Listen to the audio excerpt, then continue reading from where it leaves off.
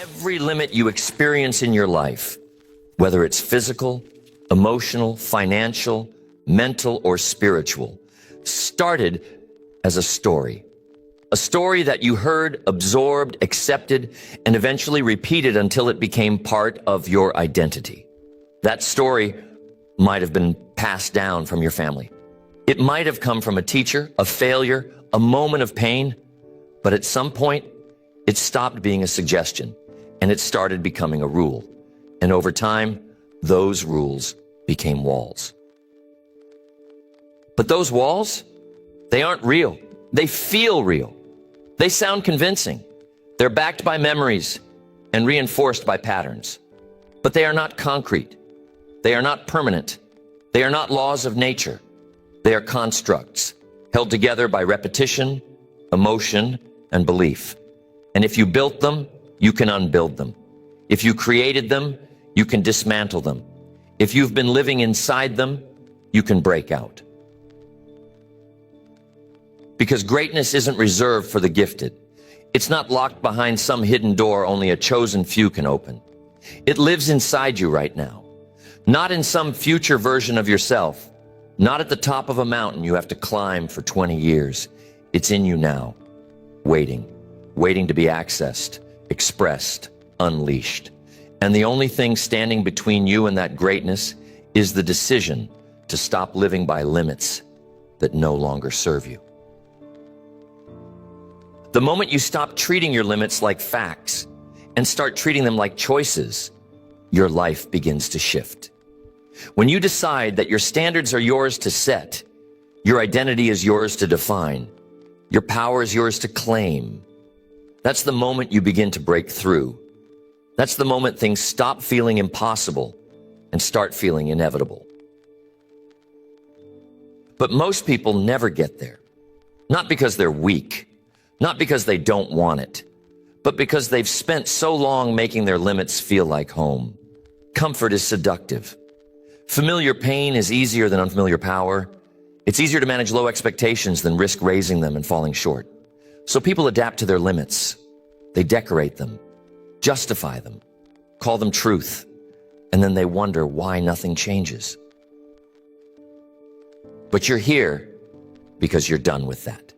You're here because something in you knows that you are more than what you've been told, more than what you've accepted, more than what you've lived so far. You're here because the idea of greatness isn't just inspiring, it's personal. You can feel it. Maybe you can't explain it yet. Maybe you've been doubting it. Maybe you've been stuck in fear or hesitation, but somewhere inside, you know this isn't all there is. And that knowing, that's where it begins. Because once you start to question your limits, they begin to loosen. Once you start to look at them with curiosity instead of fear, they begin to crack. Once you decide to stop negotiating with them, they begin to fall apart. And what's left in their place is not a void. It's power. Untapped, unexpressed, unimaginable power.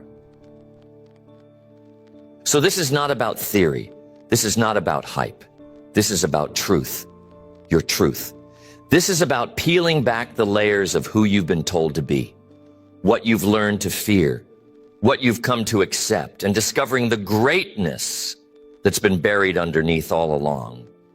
This is about challenging every ceiling you've ever hit, every wall you've ever built, every label you've ever worn, and realizing that none of it has to define you anymore.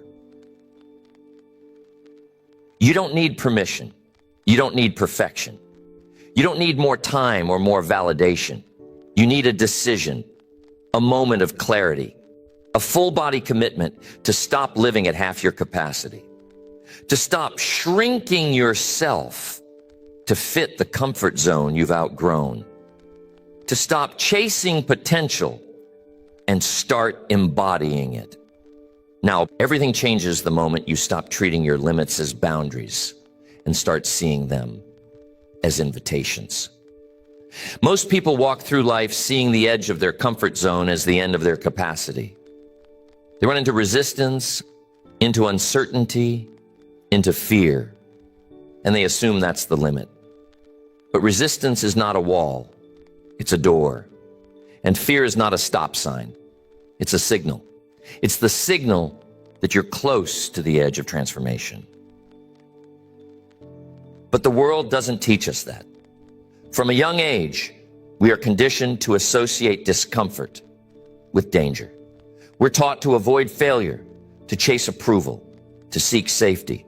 So we start shrinking our goals to match what feels comfortable. We start adjusting our expectations to avoid disappointment. And we stop dreaming in proportion to our potential and instead start dreaming in proportion to our past. And that's where the limits start to harden. The more we repeat that pattern, set a goal, feel afraid, pull back, the more our nervous system learns that expansion is unsafe, and your body remembers. It stores those lessons like scar tissue. Every time you shrink, every time you avoid, every time you choose safety over growth, you reinforce the message. This is as far as I go. But here's the truth. Your comfort zone is not a sanctuary. It's a trap. It pretends to protect you, but what it really does is contain you. It keeps you from risking pain, yes, but it also keeps you from experiencing possibility. It keeps you from embarrassment, but it also keeps you from greatness, because anything extraordinary lives beyond that edge. Anything powerful, anything world-changing, anything unforgettable, it all happens on the other side of resistance. So the real shift, the moment your life starts to pivot, is when you stop asking, how do I avoid discomfort? And start asking, how much discomfort am I willing to embrace for the life I want? Because the gap between where you are and the greatness you feel inside you is not measured in talent or time or intelligence.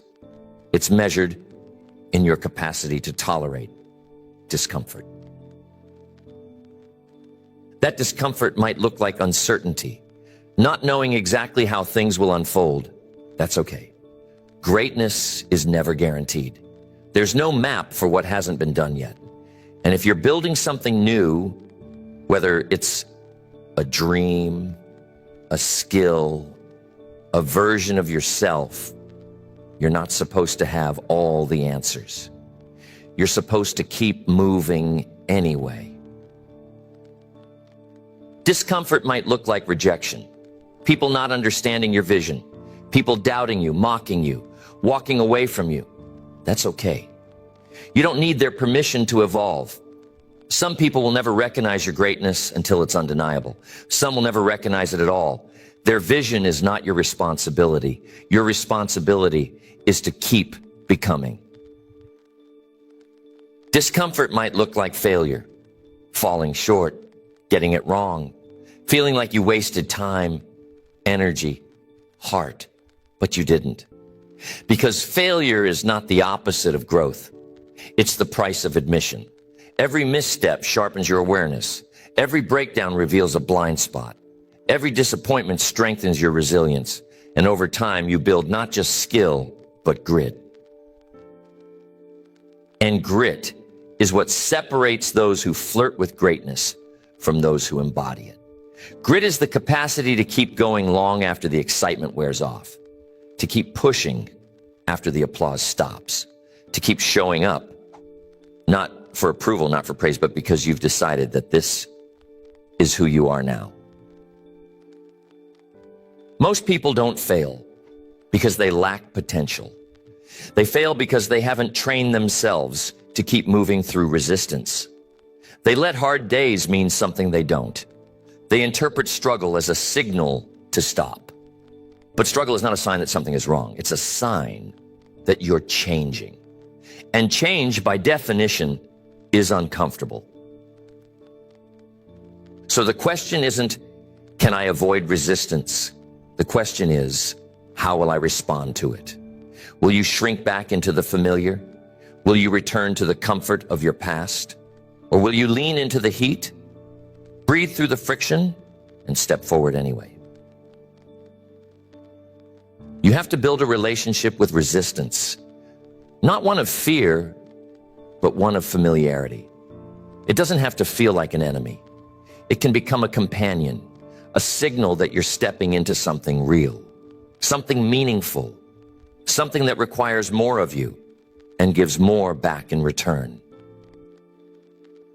And every time you face it, every time you meet resistance and push through, you expand your range. Your tolerance increases. Your threshold grows. You begin to operate at a level that once intimidated you. And before long, what used to feel impossible starts to feel inevitable. That's how limits dissolve. Not all at once, but layer by layer. One rep at a time. One conversation at a time. One brave decision at a time. And if you keep doing that, if you keep facing the edge and walking through, you start to realize that your limits were never real. They were never fixed. They were just the outer edges of your current comfort. And if you're willing to feel what most people avoid, fear, failure, friction, fatigue, you can become what most people never do. Not because you're better, but because you were willing. You were willing to feel it all and keep going. Willing to do the hard thing without the guarantee. Willing to grow in the dark before the world ever saw your light. You overcome limits, not just by challenging what you do, but by transforming who you believe you are. Because your actions will always match your identity in the long term. You can push for a while. You can force discipline for a season. But eventually, your identity, the story you carry about yourself, will pull you back to your default. That's why true transformation isn't behavior change. It's identity change. If you still see yourself as someone who struggles to follow through, someone who never sticks with things, someone who doesn't have what it takes, then it doesn't matter how hard you try. You'll find a way to return to that identity. Not because you're broken, but because your brain is wired to stay consistent with who you believe you are. So if you want to break through a limit permanently, you don't just raise the bar on your effort. You raise the bar on your identity. You start telling a new story about who you are and how you operate. Not based on your past, not based on your failures, but based on the future you're committed to creating. Because here's the thing. Identity is not fixed. It's flexible. You built the current version of yourself through repetition, through thoughts you believed, through choices you made, which means you can rebuild a new version the same way, with new thoughts, new behaviors, new decisions, repeated over time until the new version becomes automatic. And it starts with language. What you say about yourself becomes the script your mind runs. If you're constantly saying, I'm just not that confident, or I've always been bad with money, or I'm terrible at relationships, then don't be surprised when your life matches that script, because your subconscious doesn't filter for accuracy. It filters for repetition. What it hears most, it believes most. So the question is, what are you saying when no one's around? What are the default lines in your internal dialogue? And more importantly, are they helping you become who you want to be? Or are they reinforcing the version you're trying to grow out of? You can start changing that today. You don't have to believe the new story right away. You just have to start saying it. I am the kind of person who follows through. I am the kind of person who finishes what I start. I am the kind of person who keeps promises to myself. At first, it might feel fake. It might feel like you're lying to yourself. But here's the truth. You've already been lying to yourself. Every time you say, I can't, when you haven't even tried. Every time you say, I'm not good enough, when you've never tested your limits.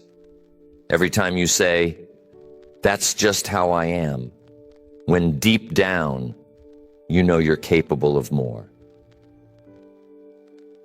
So if you're going to tell yourself a story, make it one that serves your growth, one that makes you stronger, one that calls you to rise, because your identity will eventually catch up to what you consistently repeat. And once it does, the behaviors that once felt forced begin to feel natural. But identity is not just about language. It's about evidence. You build identity through proof. Every time you show up when it's hard, you're casting a vote for the identity of someone who doesn't quit. Every time you stretch outside your comfort zone, you're casting a vote for the identity of someone who grows. Every time you choose alignment over ease, you're reinforcing the version of you that doesn't settle. And those votes add up. They don't have to be perfect. You don't need to win every day. You just need to win most of them. You need to be consistent enough that your nervous system starts to trust the new story.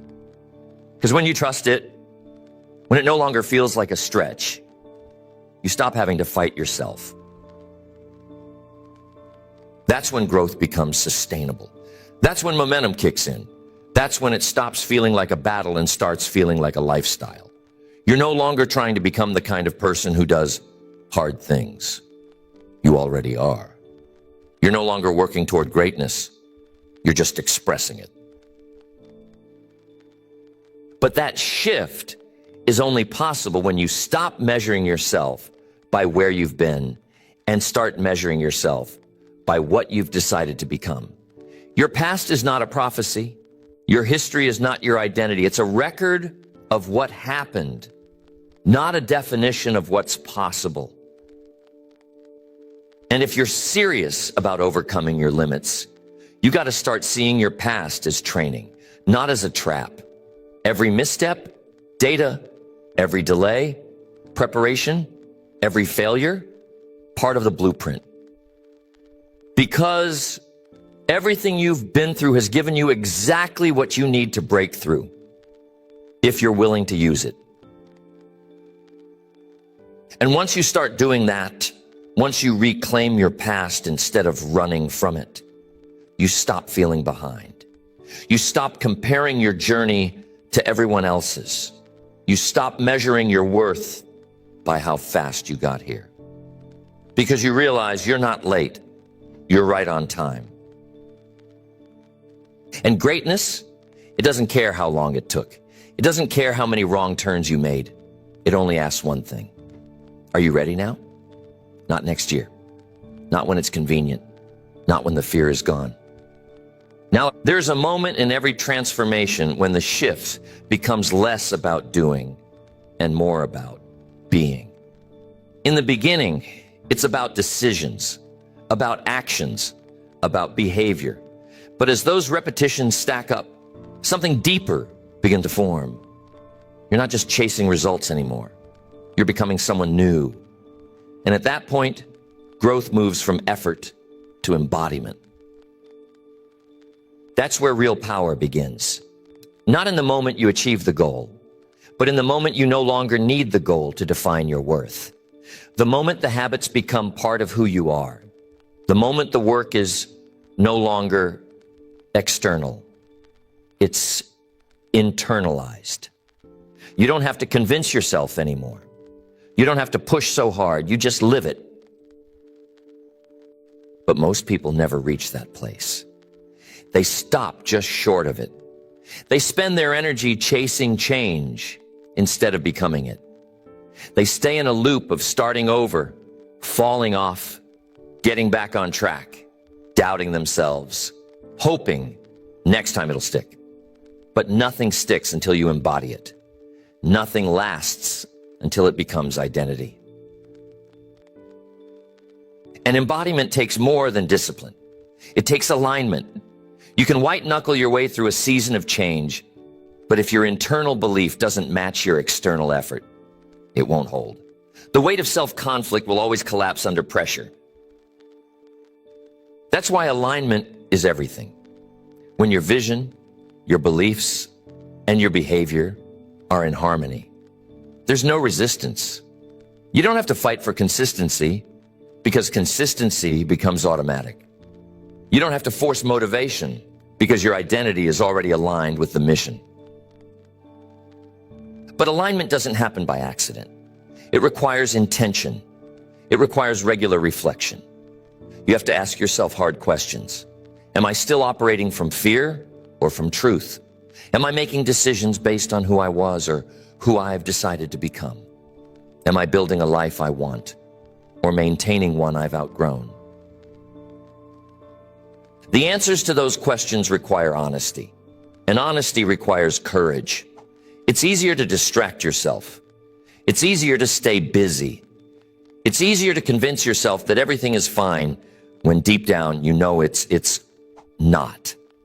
But the longer you avoid alignment, the heavier your life becomes. Misalignment is subtle at first. You'll feel tired and assume you just need rest. You'll feel unfocused and assume you need a better routine. But what you really need is a realignment, a return to clarity, a reconnection to your values, a re-anchoring of your vision. Because alignment is not static. Just like your goals evolve, your identity must evolve with them. What worked for you last year may not serve you this year. The behaviors that helped you break through before may not be enough to get you to the next level. The mindset that created growth yesterday might become a ceiling tomorrow. You have to be willing to let go, to release the old version of you, even if it was successful, even if it brought you praise, even if it's the version everyone else still recognizes. Because the moment you outgrow it, it becomes your new limit. So you let go, not because you failed, but because you've evolved. You stop trying to perfect the old pattern and start building the new one. You stop polishing your past and start constructing your future. You stop seeking validation for who you've been and start embodying who you're becoming. And that embodiment, that full alignment between who you say you are and how you live, that's the beginning of greatness. Because now your power is rooted. It's not reactive. It's not performative. It's not situational. It's stable, consistent, solid. You no longer need results to feel like you're progressing. You no longer need to prove anything to anyone. You no longer need to chase approval to feel valuable. You just show up. You just live it. You just walk it out day after day. And that's when others begin to notice. Not because you told them, not because you posted about it, but because your presence changes, your language changes, your energy shifts. People can feel when someone is walking in alignment. They can sense when someone has done the work and integrated the truth. That kind of presence is magnetic, not loud, but unmistakable. You're no longer pulled in 1,000 directions. You're no longer scrambling for validation. You're not operating from reaction. You're operating from intention. And in that place, everything gets simpler. Not easier, but clearer. You stop questioning your next move. You stop doubting your own voice. You stop second-guessing every decision because you know who you are. And from that knowing, you move. But clarity takes maintenance. Just like a compass needs recalibration, your alignment needs attention. Not once a year, not just when things fall apart. Every day, through reflection, through intention, through quiet moments of asking, does this reflect who I really am? Or am I slipping into an old pattern out of habit? And when you do that, when you stay in touch with your truth, you don't have to fear burnout or boredom or distraction. because you're not just chasing outcomes anymore. You're becoming the kind of person who lives in alignment. You're becoming someone who doesn't just overcome limits, you dismantles them with presence, with power, with purpose. Greatness isn't something you stumble into, it's something you step into with clarity, with courage, with relentless consistency. And once you've begun to live in alignment with that identity, something strange starts to happen. What once felt impossible now feels normal. What used to take everything you had now feels like a warm-up, because you're no longer chasing the vision. You're living from it. But even then, the work is not done. Because greatness isn't a destination. It's a discipline. It's a way of being. It's a daily practice. And the moment you forget that, the moment you relax back into complacency, is the moment you start slipping into your old limits. And that's where many people plateau. Not because they've reached their capacity, but because they've confused progress with permanence. They mistake momentum for mastery. They think the wins they've achieved are guarantees for the future. But nothing is guaranteed. Not even greatness. Especially not greatness. Because the higher you rise, the more discipline it takes to maintain what you've built. The more focus it requires to stay sharp. The more you must guard your mind, your energy, your decisions. Because now, the cost of slipping is greater. You have more to lose, more eyes on you, more expectations, more internal pressure.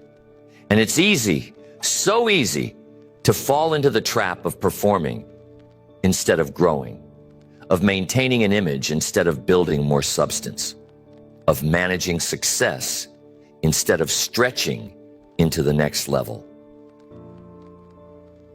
But the truth is, there is no finish line, no final level, no moment where you arrive and the work is over.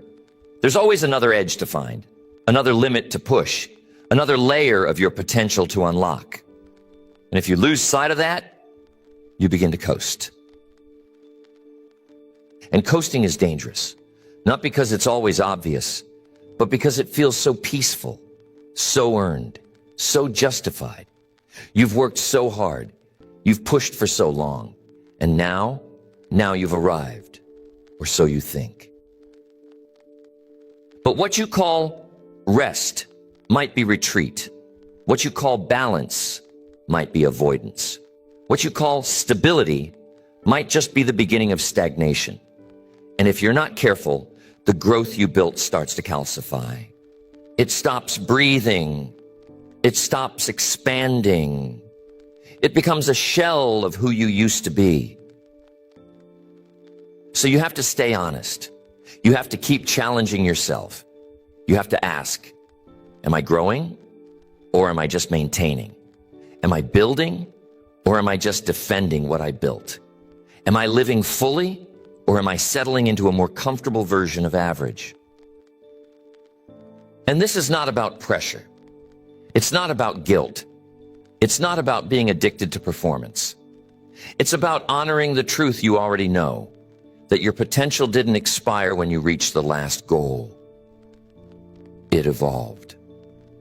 And it's calling you again. And you can hear it. It's that restlessness inside of you, that pull, that whisper that says, there's still more. That inner voice doesn't want you to be miserable. It wants you to be aligned, alive, fully expressed. And it knows that you're most alive when you're growing. But that next level requires a new version of you. Not a more intense version, just a deeper one, a more grounded one, a more refined, more intentional, more integrated one. The version of you that no longer rises and falls with the chaos of life, but stands steady in your values, your vision, your process. And to become that person, you have to shift your definition of greatness. It's not just about achievement anymore. It's about alignment with purpose.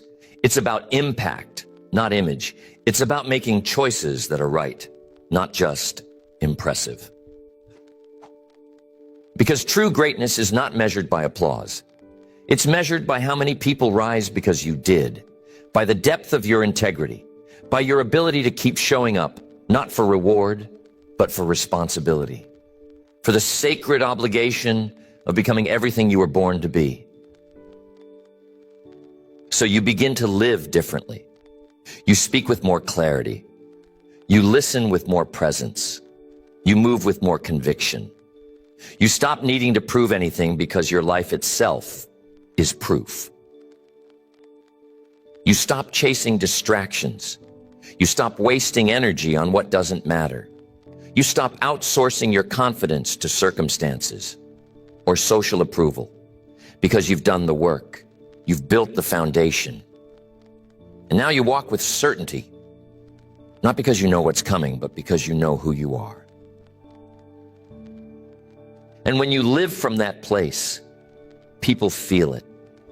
They may not always understand it, but they recognize the power of someone who's truly anchored, someone who doesn't flinch, someone who doesn't break when things get hard, someone who doesn't waver in the face of resistance. And this is the gift of enduring the process, not just what you achieve, but who you become along the way. A person with vision, a person with values, a person who refuses to live beneath their potential, no matter how tempting it is to settle. When you've done the work, when you've broken past your limits, rewired your identity, aligned your values, and stepped into a greater version of yourself, there's one more level. And it's not louder. It's not bigger. It's not about taking more. It's about giving more, contributing more, lifting others as you climb. Because at a certain point, growth stops being just about you. The breakthroughs you've had, the pain you've endured, the resilience you've built, they're not just yours. They become your responsibility to share, not to preach, not to dictate, but to embody, to lead by example, to live in such a way that others begin to believe they can rise too. That's the full circle of greatness. Not achievement for your own comfort, but transformation for the sake of contribution. And the paradox is this: the more you give, the more you grow. The more you pour into others, the more abundance flows back into you. Not always financially, not always tangibly, but in depth, in peace, in purpose. It's no longer about chasing outcomes. It's about standing in truth, about creating space for others to rise, about walking with humility, not weakness, but the strength that comes from knowing who you are without needing to prove it. This is the version of you that doesn't get distracted by ego, that doesn't measure success by comparison, that doesn't need to be the loudest in the room, because your life speaks loud enough. The way you show up, the way you love, the way you work, the way you lead, it becomes your legacy, whether anyone's watching or not. And you begin to realize the greatest use of your growth is to build others. Your insight can become someone else's shortcut. Your story can become someone else's survival. Your presence can become someone else's permission. So you stop holding back. You stop waiting for perfection. You stop thinking you need to be ready to start helping people. You start showing up now, from where you are, with what you have, as who you are, and you trust that it's enough, because it is. You don't need to be at the top to lead. You just need to be one step ahead of where you used to be. You don't need a title. You don't need a platform. You don't need millions of people listening. Sometimes all it takes is one conversation, one moment of honesty. One small act of courage that shows someone else what's possible. Because we lead best not with answers, but with authenticity. Not with perfection, but with presence. Not by pretending we've got it all figured out, but by refusing to hide while we figure it out in real time. And when you live this way, something powerful shifts. You stop trying to get there and start realizing you're already here. You're already living the life you once thought was out of reach. Not because it's perfect, but because it's honest. Because you're awake. Because you're engaged. Because you're no longer waiting for someone else to give you permission to be powerful. You gave that permission to yourself, and now you carry that permission into every room, every relationship, every opportunity. You stop asking, do I belong here? And start declaring, this is where I'm meant to be. Not from arrogance, but from alignment. This is when your limits stop even being a topic, because you're not fighting them anymore. You're too busy building. You're too focused on what you're creating. You're too aligned with your vision to give energy to the past versions of yourself that once held you back. And that's when you realize the greatest enemy was never the limit. It was your loyalty to it, your attachment to the old identity, your comfort in the old stories, your fear of letting go. But now you've let go. You've burned the old blueprint. You've stopped waiting to feel ready and started acting like you already are. You've learned that greatness isn't a final level. It's a lifestyle.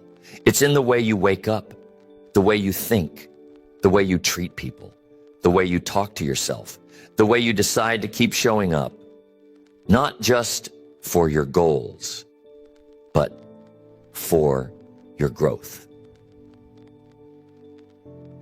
And more than anything, it's in the way you refuse to shrink, the way you refuse to settle, the way you refuse to go back to a version of yourself that felt safe but small. Because now that you've tasted expansion, now that you've felt the stretch, now that you've moved past the walls, you're not going back. You're not apologizing for your ambition. You're not hiding your hunger. You're not pretending you don't want more. Because you do. And that desire is sacred. That desire is direction. That desire is your soul reminding you what you're made for. And now you follow it. Not recklessly, but relentlessly. Not perfectly, but powerfully. You walk your path, not to prove your worth, but to express it. Because you know now you were never lacking. You were never broken. You were never behind. You were just underexpressed. And today, you are done living underexpressed. Today, you live expanded. Today, you lead. Today, you contribute. Today, you embody greatness, not in some distant future, but right here, right now, in the way you show up, in the way you serve, in the way you rise. You've seen now that your limits were never locked doors. They were invitations. They were checkpoints. They were signals asking, how far are you willing to go? How deeply are you willing to meet yourself? How committed are you to becoming everything you know you can be? And for too long, you may have answered with hesitation, with delay, with someday. But now there's no more room for someday. There's only now. Not in theory, not in fantasy, in practice, in action, in how you carry yourself from this moment forward. Because your potential has always been with you. It's not something you earn. It's something you activate. It's something you embody. And to activate it, you don't need more information. You don't need another book, another course, another motivational video. You need alignment. You need ownership. You need a decision so deep, so non-negotiable, that it rewrites the way you walk into every day of your life. That decision isn't about working harder. It's about working differently, from a new level, with a new standard, from the identity of someone who is done waiting, done hesitating, done shrinking, from the identity of someone who is committed to expansion, no matter how inconvenient, no matter how uncertain, no matter how uncomfortable. Because the real work, it's not always flashy. It's not always exciting. Sometimes it's silent. Sometimes it's slow, but it's sacred. It's sacred because it honors who you are becoming. It honors the vision you hold inside. And it builds a foundation strong enough to support the kind of life that doesn't collapse under pressure. So now you carry that vision forward. You protect it. You honor it. You build around it. You stop handing it over to fear. You stop editing it to make others comfortable. You stop waiting for perfect conditions to step into your greatness. Instead, you choose to live from it, speak from it, move from it, make decisions from it. Because it's not about where you came from, it's about where you've decided to go. And every limit you break, every layer you shed, every version you release, makes space for the one you're stepping into. You will not always be understood. That's okay. You're not here to be understood. You're here to understand yourself, to know yourself deeply, to trust yourself fully, and to rise again and again, no matter how many times the old story tries to pull you back. Because you're done living inside a story that was never yours. You're done watering down your fire. You're done hiding your hunger. You're done postponing your power until you feel more ready, more approved, more comfortable. Greatness is not waiting for you out there. It's here, in your next breath, in your next choice, in the way you show up when it's hard, in the way you return when you've slipped, in the way you raise your standard and keep raising it. Not because you have to, but because you know you were built for more. And now that you know, you can't unknow. Now that you've seen it, you can't unsee it. Now that you've heard the call, you can't pretend you didn't. So the only question left is, what are you going to do about it? Not tomorrow, not eventually. Now, because this is your life, and you don't get a second one. You don't get to repeat the version of you that stayed quiet, that played small, that lived behind walls built by fear. You get to choose every day who you are, how you live, what you stand for, and what you're no longer willing to settle for. So choose expansion. Choose courage. Choose integrity. Choose to live in a way that demands your potential to rise. Choose to leave behind every story that kept you stuck. Choose to answer the call, not just with words, but with movement, with action, with embodiment. You are no longer the person who lives beneath their greatness. You are no longer the person who lives in fear of their power. You are no longer the person who only dreams about what could be. You are the person who decides, the person who leads, the person who rises.